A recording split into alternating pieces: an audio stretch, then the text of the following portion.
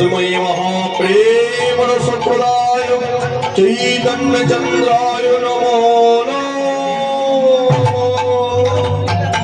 हरे नाम एव केवलम्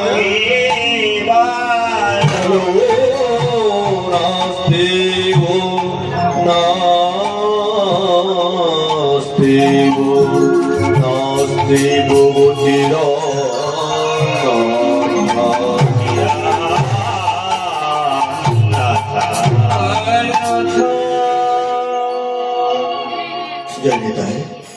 उपस्थित गौर गोविंद अनुरागी स्वयं महाप्रभु चरणे शरणागत भक्तबृंद एवं दयाल नित्यानंद चरणे शरणागत भक्तबृंद सबार श्रीचरणे जानाय सकल भक्तबृंदे श्रीचरणे जानाय शतकोटि दंडवत प्रणाम।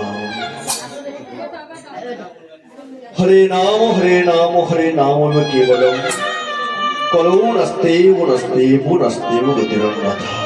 अर्थात कलिजुगेर पावन अवतार गौर सुंदर আমাদেরকে যে যজ্ঞ যে ব্রত বিধান দিলেন সেটাই হলো হরিনাম সংকীর্তন।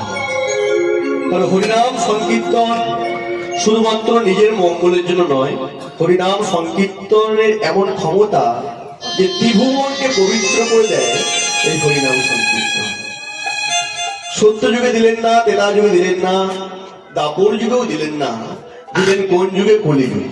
কলি পাবন অবতার গৌর সুন্দর রাধা কৃষ্ণে মিলিত শ্রী গৌরাঙ্গুর অবতীর্ণ হলেন এই কলিযুগে। সত্য তেতা দাপর, সত্য যুগে মানুষেরা মুনি ঋষিরা ধ্যান করে ঈশ্বর উপাসনা করেছিল, তেতা যুগে মুনি ঋষিরা যজ্ঞ করে ভগবানের উপাসনা করেছিল।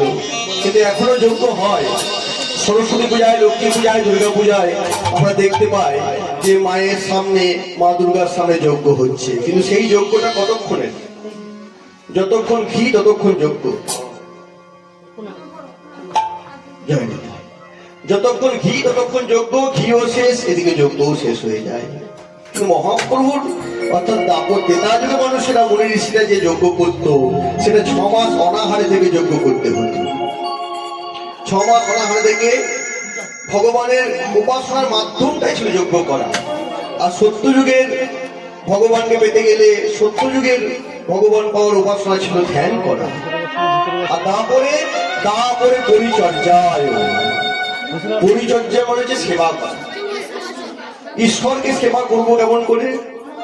ঈশ্বরের সেবা আমরা করতে পারবো না, আমরা কলি জীব। ঈশ্বরকে সেবা করতে গেলে ভক্তির প্রয়োজন হয়, আর সেই ভক্তি আমাদের মধ্যে উদয় হয় না। সেই জন্য সত্য গেল, তেতা গেল, এলো দাপর। দাপরে পরিচর্যায় অর্থাৎ সেবার দ্বারা ভগবানের উপাসনা করা। কিন্তু আমরা সেবাও করতে পারবো না। তাহলে সত্যের মতন ধ্যান করতে পারবো না, তেতা যুগের মতো যজ্ঞ করতে পারবো না, এবং দাপর যুগের মতো সেবাও করতে পারবো না। তাহলে এদের ঈশ্বর উপাসনা হবে কেমন করে? তখন মহাপ্রভু বললেন যে শোনো, তোমাদের সত্য যুগের মতো ধ্যান করতে হবে না, তেতা যুগের মতো যজ্ঞও করতে হবে না, দাপর যুগের মতো সেবাও করতে হবে না। তোমরা একটা যজ্ঞ করবে, সেটা হচ্ছে হরিনাম সংকীর্তনের যজ্ঞ।